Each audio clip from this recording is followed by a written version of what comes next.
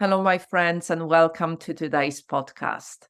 Today, I would like to invite you to take some time with me to reflect on how we, as humans, as people, react to other people's feelings, especially when people express feelings of um, the kind of nature that usually is defined as leaning towards that more negative way. So feelings like sadness, feelings of overwhelm, feelings of struggle. So my reflections are based on a post, a simple post that I shared on my Facebook profile a few days ago. That post or that comment simply said, some days I really find it difficult not to feel very sad about what's happening in the world. It feels relentless. This is how I felt that morning. And as I was posting it, I chose a gray background because I thought it showed the quality of what I was feeling. And I wanted to share that. I wanted to share it in a public forum. Uh, Simply that I wanted to share that it felt relentless. It felt like a continuous, ongoing barrage of data and sensory stimulation and information and difficult information that is difficult for me to process from my nervous system and from my mind, from my whole being. The last few years have been really difficult. First we had the pandemic with the lockdowns, and, it felt almost like it was the end of the world. There was so much that happened during that time. So many of us struggled with our mental health, with our physical health. Many of us experienced bereavement and loss, not only loss, not only in context of bereavement, but also around our work, our stability, our support systems, really the way that we work and live our daily lives. It was a really difficult time. And then on top of that came the war in Ukraine. And as you know, as you might know, I am a Polish woman. My whole family lives in Poland. Poland was very directly impacted by what was happening in Ukraine. There was about 3 million people that moved to Poland from Ukraine, primarily women and children. So the impact of the war in Ukraine was really huge. And the constant threat within my country, of the potential of the war moving further past the borders of Ukraine into Poland, into Eastern Europe. That was a real kind of threat. And the pandemic and the war in Ukraine, for me, created quite a lot of emotional response. And then following that came the economic impact on the world of the pandemic, of the war, of what's happening right now. And of course, if you are like me living in UK, there is the impact of Brexit in here as well. So the economic impact on all of us has been huge. And so the additional thing of what's happening really recently or these days in Gaza has impacted me in a way that it brought up a real deep sadness, the sadness about what's happening in the world. And it just felt like one thing after the other, one thing after the other. Adding to that I was last week really ill, and my partner had chest infection, and I was feeling really exhausted and really ill, and the illness was making me feel really low. The mixture of all of those different things resulted in me sharing that post and me feeling in that kind of way. And it felt like I really wanted to share it, and I wanted to see how other people felt about this. And I didn't share it because I wanted the reaction. I shared it because it just felt right. It felt kind of a thing to do for me. I use social media often, and I share how I feel. I connect with other people a lot through social media. So it's one of the mediums that I do like using for this kind of purposes. And, in this podcast, as it is based on that post that I shared, I don't want to focus on a political context. I think there are other people who talk about political context out there in their podcast or in the media, and they're really good, and they're really educated about this. I don't feel educated enough to talk in that context. But instead, I want to reflect on how we as humans react to feelings based on the responses from my post or on my post. There were a lot of responses, and people commented. I didn't expect that kind of response. And so I thought that it would be really valuable to see and kind of reflect on and discuss how how people responded to that post. So I want to share that post again, just to remind you what I said. So I wrote, some days I really find it difficult not to feel very sad about what's happening in the world. It feels relentless. And so, I want to start with just saying that it felt relentless, and the sadness was there, and it felt relentless because I was connecting with our human experience, because there were parts within me and within my soul that really felt empathy for all people who are struggling during this time. All people that are impacted, who are suffering, who are injured, who are in pain, emotionally, mentally, as well as physically, of people who have been struggling over the last few years, and maybe even longer the last few years, who have been really trying to do their best to survive. And this is why this word relentless felt so right. It just felt like one thing after the other, one thing after the other, and another thing, and another thing. And here is another thing that you need to kind of bring into your consciousness and deal with. And I feel very grateful. I am in a very privileged position being here in UK. I'm not directly impacted. I do not have families directly in those places where there is war happening right now. But I feel so much empathy for people who are there and who have families in those places, friends and families. I wouldn't really wish that on anybody. I think this is really heartbreaking situation.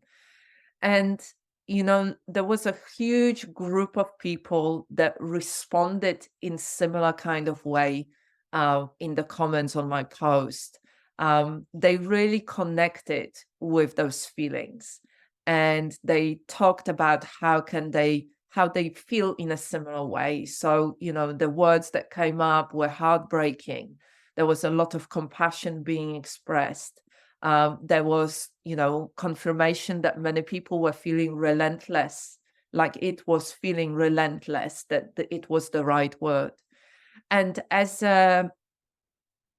my own response to that was really that I felt a lot of warmth around my heart and within my body.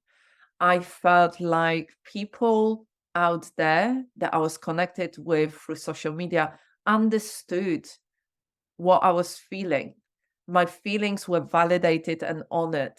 And there was a lot of kind of shared compassion and shared understanding around it. And this is something, when I think about working with trauma, this is something that has got such a healing potential, that when people come together and connect from that space, when those feelings are validated, those feelings are honored, there is certain kind of mirroring going on, it helps us feel less alone. It helps us to really be seen, witnessed, validated, honored.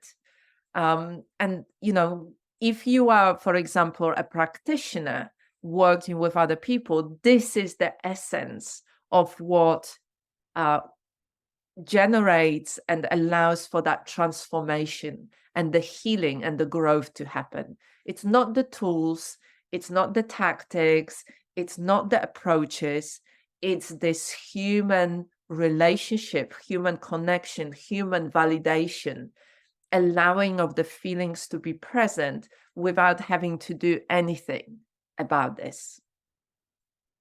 So that was the kind of the biggest group of people that responded, people who said that they could relate, people who felt in a very similar way. And then there was another group of people who jumped into fixing and giving advice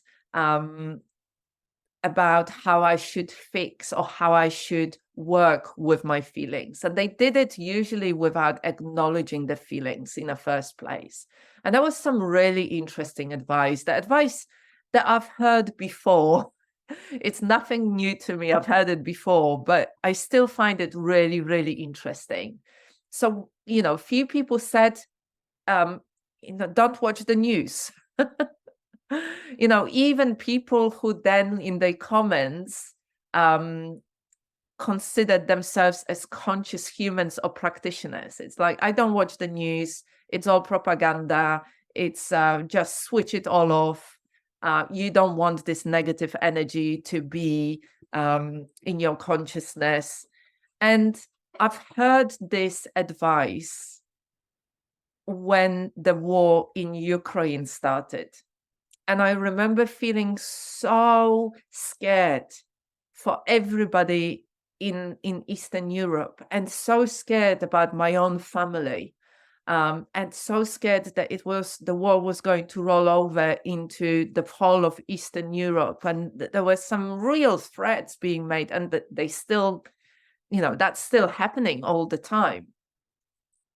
But for me at that time, watching the news was not an option. And yes, some of that advice is really good. There is a lot of news and there is data overload, and there's the overload of the stimuli. And so reducing the news is a really good idea. And actually listening to the news from just certain sources, and people knowing what they're talking about, rather than just reinforcing the fear and the chaos, is really important. But to say as a blanket advice, don't watch the news, it's not an option for many of us, because if we have got people in those areas that things are happening, we need to know what's happening. And that it goes for all of us to actually put our head in the sand and not really know what's happening. I don't think that's a very conscious approach. You might disagree with it, and I'd like you just to, reflect on it. How do you feel about this? It's like, do you agree that not watching the news is the answer? I always think personally that a balanced approach is needed. We need to know what's happening. We need to have the information, and internet is really good for that. But we need to be discerning about where we get that information from. So that was a group of people who were just saying, don't watch the news. There was another group of people who were approaching that fixing from a slightly different perspective. And it felt like they assumed that because I was feeling those strong emotions like sadness and like everything was very feeling relentless, that I didn't have support, or I didn't know how to change how I felt. And the way that they offered the advice was quite specific. It's like, maybe you need to get yourself a listening partnership. Maybe you need to work with a therapist. Maybe you need to do meditation, quite specific ways that obviously work for them. But there was the assumption that there must be something wrong in the way that I am, how I'm dealing with my emotions, because I'm still having those emotions. And this is something that I observed quite a lot, that some people somehow feel that if you do meditation, or if you work with a therapist, or if you have got, support in place, then you will not experience that deep sadness. It will not feel relentless. And I disagree with that. As human beings, we have got capacity to experience all emotions, and everything exists in context. I would be really surprised if within the context, that is happening around, you at times don't feel sad, you don't feel overwhelmed, you don't feel confused, you don't feel like you want to run away, you don't feel really low, you don't feel anxious, you don't feel scared. This is the kind of thing that I really struggle with, this kind of um, toxic positivity, where there is this reinforcement of, yeah, you should feel happy. And if you do everything right, you will be happy. And that's just a myth. You can do everything right. You can do loads of yoga and meditation every single day and still experience those emotions, because I work with a therapist or have a listening partnership or be a conscious practitioner. It doesn't matter, because within life, we will experience all those different things. And if you have got empathy, compassion, it might not impact you directly, but you will experience those emotions in response to another human being suffering or struggling. It's very human to experience those emotions. And for me, over the years, things have changed, a lot. And if you know anything about me, I have been training and studying and working with people in social care in the community, with mental health and substance misuse and child protection and trauma. And I've been doing my own work, working with therapists. I've learned focusing, so embodied listening. I've been practicing mindfulness and meditation and yoga for almost 30 years. I have got very strong daily practice. I have got a focusing partner. I have got, got IFS therapist, got loads of support in place. And it's because of that support, because I have got daily practice to check in with myself, to check in with my needs, to honor and meet my needs in an empowered way. And I have got that support around me. It's because of that I can really allow myself to feel and drop in a very somatic way, an energetic way, emotional way, into that deep sadness. Because of all that work, it doesn't feel scary. It doesn't feel like I have to fix it. It doesn't feel like I have to keep it away from me because I will be overwhelmed by those feelings. I can allow a little bit of space to experience those emotions, to really connect to our shared humanness, to feel that empathy, to feel that compassion, to really connect with other people going through difficult times. And so there is no need for that fixing. I think a lot of it comes from, us as humans finding something that works for us and then trying to share it with others, and not really allowing our feelings to be as they are. This simple thing of saying, God, I feel really, really sad. Oh my God, I feel really sad. And no wonder I feel so sad today with everything that's been going on, with everything coming at me, with all the worries and all the uncertainty and all the human suffering around me. No wonder, no wonder I'm feeling so sad. And can I hold myself safely in this space as I am experiencing those feelings of sadness? There was one other group of people, and that was a very small people that under my post shared graphic of violent political videos and comments. And that was a very small group of people. And that might be because in my personal world and also in my social media world, I keep an eye on who kind of comments on my post and who I connect with.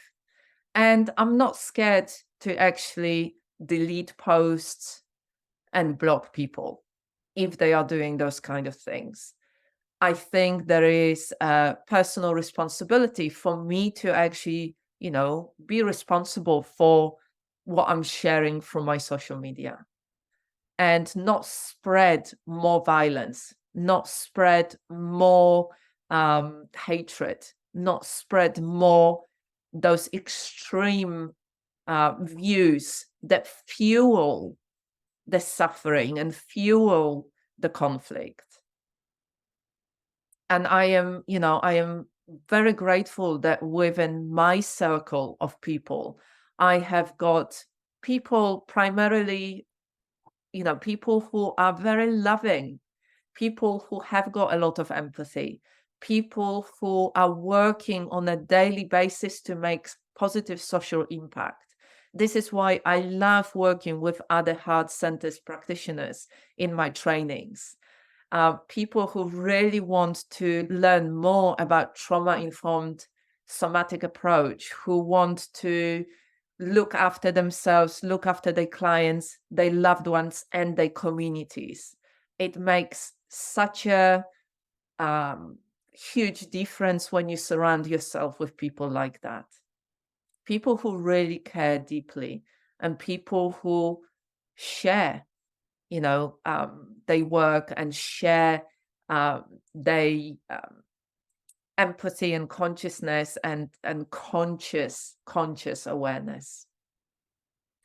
So I wonder how you feel about this, about what I've been talking about. What is the kind of response that you would have to this kind of post that I shared? What is the kind of response that you've seen other people share, their reaction or their responses? What is the kind of way that you think would be helpful in situations like this? Maybe you've also felt very sad about what's happening in the world. Maybe you're also feeling like life and the situation has been relentless. Maybe you also need to prioritize self-care and taking care of yourself and really connecting with other people that have got compassion and empathy and want to make that positive impact within their communities. I really would love to know. I think ultimately, as conscious practitioners, as conscious human beings, we get to choose how we deal with things. We might not be able to make the direct impact on what's happening on a political level, although some of us can, but we definitely can make huge impact, positive impact within our communities. So I'm going to leave it here. And I hope you found this reflection useful. And I wish you a good day.